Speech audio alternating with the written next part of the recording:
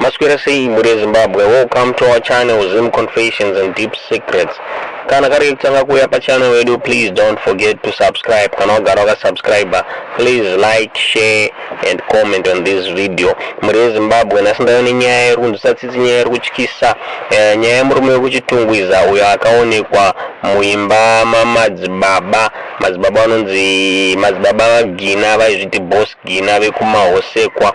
Murume arunzi akaonekwa akafa ari muimba umo, asi chiri kutyisa nechiri kushamisa ndechekuti arunzi body yake yakaonekwa isina muromo, isina mhino, isina nzeve pamwe chete neziso 1 zvinhu zvanga zvakabviswa.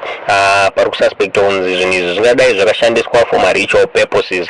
Saka parunzi day before murume asati awanikwa ari mumba umo akafa, arunzi akabuda naboss Gina. Boss Gina anzi vaida kuenda kubulawayo pamwe chete nemukadzi wavo, vakataura nemurume wekuti Sara wakatichengeterawo pamba pedu imba iri kumahosekwa. Muri Zimbabwe nyaya iri kutyisa zviri kunzi madzibaba Gina pavakazodzoka kubva kubulawayo ndipo pavakaona mutumbi wemurume uri mudining room wakafa usina muromo, maziso, nzeve nemhino. Muri Zimbabwe nyaya iri kutyisa, nyaya iri kushamisa kuti chingava chii chakaitika kumurume uyu. Tiudzei zvamuri kufunga mucomment section, ndonyaya tanga takuunzirai. Tiudzei zvamuri kufunga mucomment section muchiudza kuti chii chingadai chakaitika kumurume uyu. Inyaya iri kutyisa, nyaya iri kundosatsitsi muri Zimbabwe.